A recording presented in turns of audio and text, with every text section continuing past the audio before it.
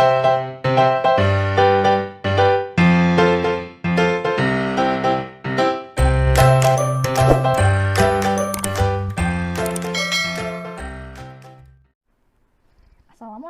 warahmatullahi wabarakatuh. Halo semuanya, apa kabar kalian? Insya Allah tetap dalam keadaan sehat walafiat ya. Mari kita doakan semoga pandemik ini segera berakhir agar kita bisa belajar secara tatap muka langsung.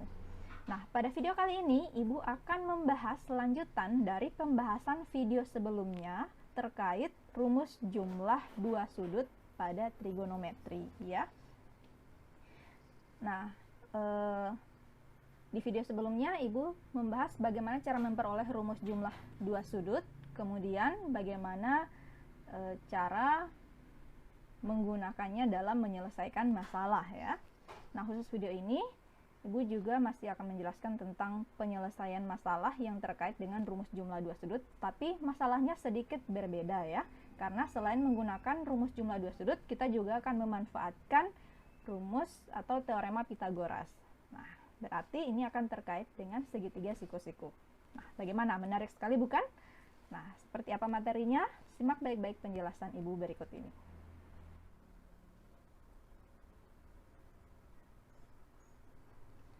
Nah, tujuan pembelajaran kita pada hari ini yaitu melalui kegiatan pembelajaran menggunakan model Discovery Learning, siswa dapat membedakan penggunaan jumlah dan selisih sinus dan kosinus, serta menumbuhkan rasa tanggung jawab, mampu berkomunikasi dan bekerja sama dengan baik. Nah, IPK-nya menentukan nilai sinus kosinus tangen sebuah sudut dengan menggunakan rumus jumlah dan selisih dua sudut. Nah, pada pertemuan sebelumnya atau pada video sebelumnya, Ibu sudah menjelaskan langkah-langkah dalam memperoleh rumus jumlah dua sudut ya. Kemudian Ibu juga sudah menyertai contoh penggunaan rumus jumlah dua sudut dalam penyelesaian masalah. Nah, khusus untuk pertemuan kali ini, aktivitas yang akan kita bahas itu masih tetap menentukan nilai sinus kosinus tangen sebuah sudut dengan menggunakan rumus jumlah dua sudut, tetapi tipe soalnya itu agak sedikit berbeda. Nah, seperti apa?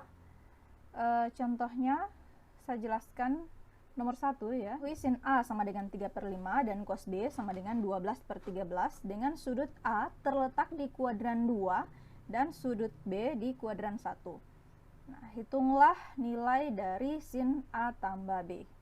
Nah, sekilas ini terlihat mudah ya, tetapi kalian harus mengingat kembali bahwa rumus sinus A tambah B itu adalah sin A dikali cos B tambah cos A kali sin B ya, atau sin cos cos sin. Berarti kita akan butuh nilai kosinus A dan nilai sinus B. Sedangkan yang kita ketahui hanyalah terbatas pada nilai sinus A, cos B, kemudian ada tambahan keterangan bahwa sudut A terletak di kuadran 2 dan sudut B di kuadran 1. Nah, kita pertama-tama harus mencari dulu nilai yang kita butuhkan, yaitu kosinus B dan kosinus A dan sinus B ya. Oke. Nah, pertama kita cari dulu kosinus A. Nah, mencari kosinus A kita berangkat dari nilai sinus A. Pada sinus A 3/5 dicari terlebih dahulu nilai X. Nah, kenapa nilai X? Ingat, sinus itu adalah perbandingan antara sisi depan dan sisi miring ya.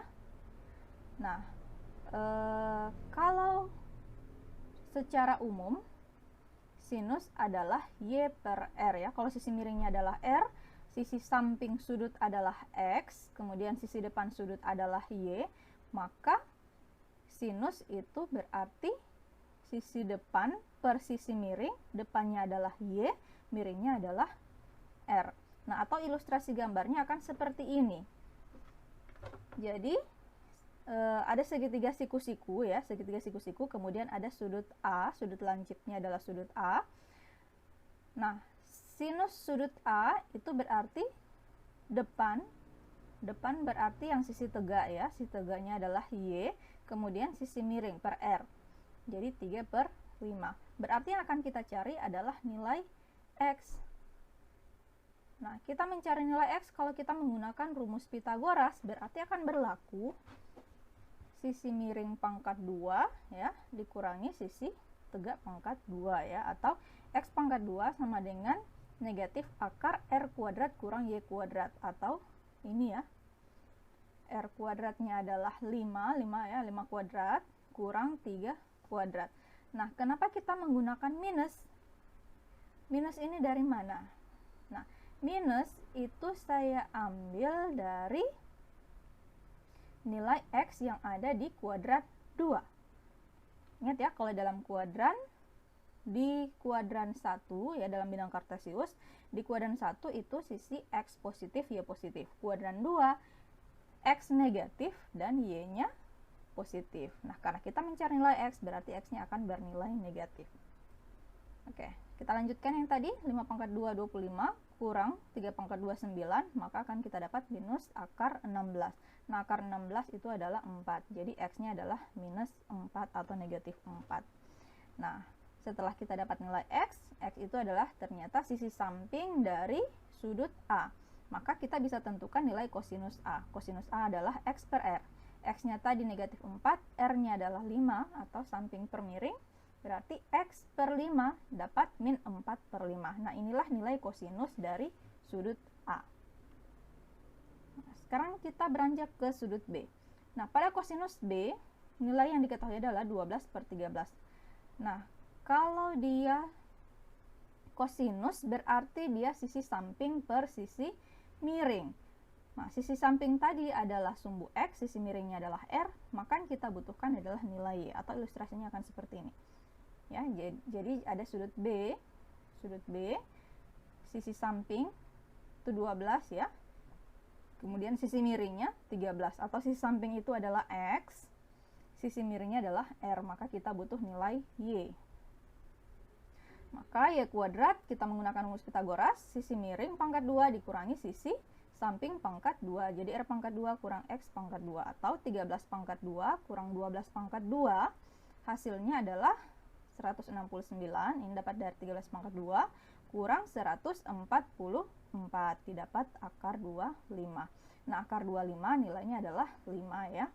Maka nilai sinus B, kalau ini kita ganti dengan 5, maka sinus adalah depan per miring, berarti Y per R, maka 5 per 13.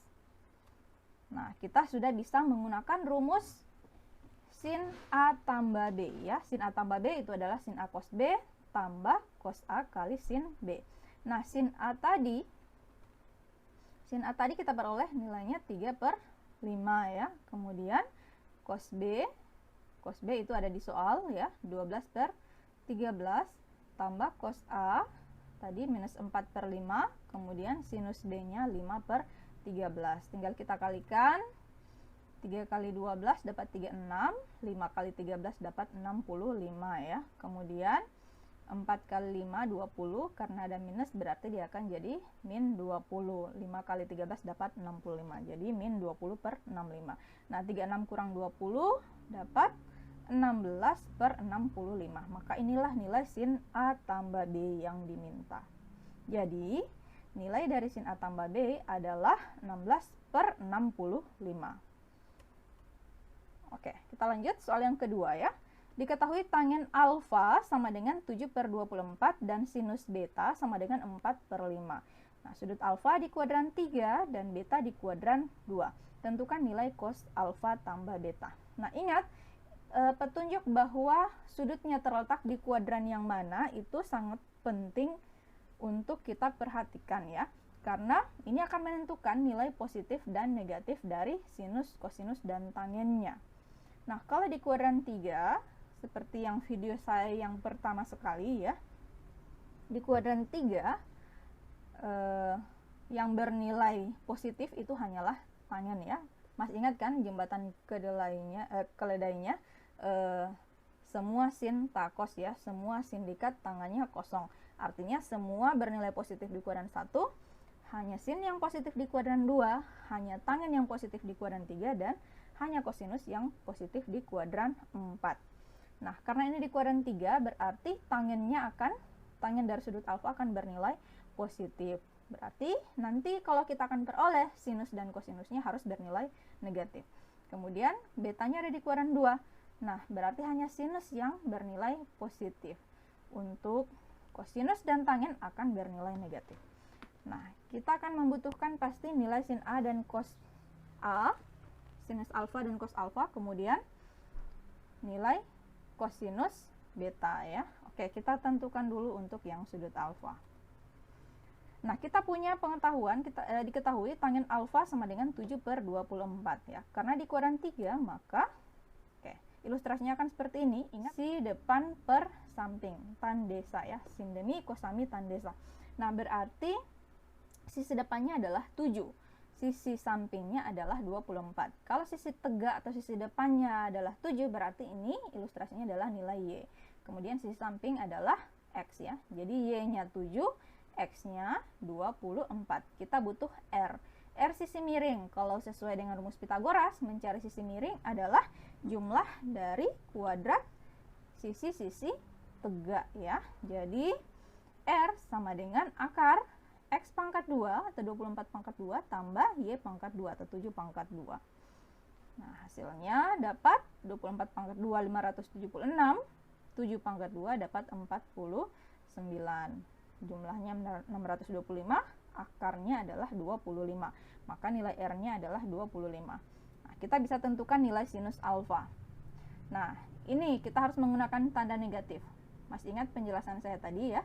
Kenapa ada tanda negatif? Karena sudutnya di kuadran 3. Maka nilai sinus harus bernilai negatif ya. Oke. Nilai negatif min Y per R. Tadi Y-nya 7, R-nya 25, maka dapat min 7/25. Untuk kosinus alfa adalah min X per R. Nah, samping per miring, sampingnya 24, berarti min 24/25. Sinus beta sama dengan 4/5. Nah, karena di kuadran 2, maka kalau kita ilustrasikan gambarnya akan seperti ini ya. Nah, sinus itu adalah perbandingan antara sisi depan dibagi dengan sisi miring atau sin demi ya. Atau depannya itu adalah Y 4, kemudian sisi miringnya R itu adalah 5. Jadi kita bisa pasang rumus Pitagoras untuk mencari sisi alas atau sisi X-nya atau sisi sampingnya dengan menggunakan teorema Pitagoras. Sisi miring pangkat 2 kurang sisi tegak pangkat 2 atau R kuadrat kurang Y kuadrat. Nah, R-nya adalah 5, Y-nya adalah 4. Jadi akar 5 kuadrat kurang 4 kuadrat. Nah, kenapa saya tuliskan negatif di sini? Karena ingat keterangannya sudut beta ada di kuadran 2. Ya, sudut beta ada di kuadran 2 mengakibatkan nilai X di kuadran 2 akan bernilai negatif ya. Maka akar 25 kurang 16 dapat akar 9 ya, min akar 9. X-nya berarti min 3 ya. Nah, min ini menandakan dia ada di kuadran 2. Nah, untuk kosinus beta, kosinus itu samping per miring ya. Sisi sampingnya adalah X, berarti 3, sisi miringnya adalah 5, jadi min 3/5. Nah, kita bisa langsung menggunakan rumus cos alfa tambah beta, yaitu cos alfa cos beta kurang sin alfa sin beta. Cos alfa kita peroleh nilainya adalah min 24/25. Kemudian cos beta, tadi hasil perhitungan kita yaitu yang ini, min 3/5. Kurang sin alfa, itu ada di soal ya, min 7/25. Kemudian sin betanya adalah 4/5. Ini juga diketahui di soal. Jadi hasilnya nanti, min 24 kali min 3 dapat 72. 25 kali 5 dapat 125 ya. Kurang min 7 kali 4, 28/125. Ini tinggal dijumlahkan, hasilnya adalah 100/125. Atau dalam bentuk sederhana akan kita peroleh 4/5 ya. Jadi, nilai dari cos A tambah B adalah 4/5. Oke, bagaimana? Mudah sekali, bukan? Sudah sediakan latihan untuk kalian, yaitu tugas 2 ya. Kalian bisa selesaikan di rumah. Ini hanya ada 2 nomor ya. Saya kasih petunjuk sedikit ya. Diketahui A dan B adalah sudut-sudut lancip. Ingat, kalau sudut lancip berarti dia berada di kuadran 1. Nah, jika di kuadran 1, maka semua nilai sinus, kosinus maupun tangen akan bernilai positif. Untuk sudut A dan sudut B. Oke, kemudian diketahui tan A sama dengan 12/5, sin B sama dengan 24/5, A sudut lancip, B sudut tumpul. Berarti A pasti ada di kuadran 1 ya, karena dia sudut lancip, kemudian B sudut tumpul ada di kuadran 2. Maka kalian harus perhatikan baik-baik nilai di kuadran 2 hanya sinus yang bernilai positif. Kosinus dan tangen akan bernilai negatif. Oke, jadi kosinus B dan tangen B akan bernilai negatif. Jadi hati-hati di situ ya. Nah, kalian selesaikan dulu, cari dulu sisi-sisi yang dibutuhkan untuk mencari nilai-nilai kosinus A pada nomor 1 ya. Kita butuh cos A dan tangen A.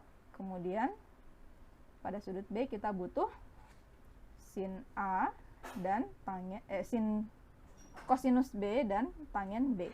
Kemudian di nomor 2 kita akan butuh nilai sin A dan cos A. Kemudian pada sudut B kita butuh cos B dan tangen B. Oke. Nah, jika ada pertanyaan silakan tanyakan di grup WA. Demikian penjelasan saya. Terima kasih atas atensinya. Semoga bisa membantu kalian belajar. Ingat, tetap semangat belajar walaupun dari rumah. Assalamualaikum warahmatullahi wabarakatuh.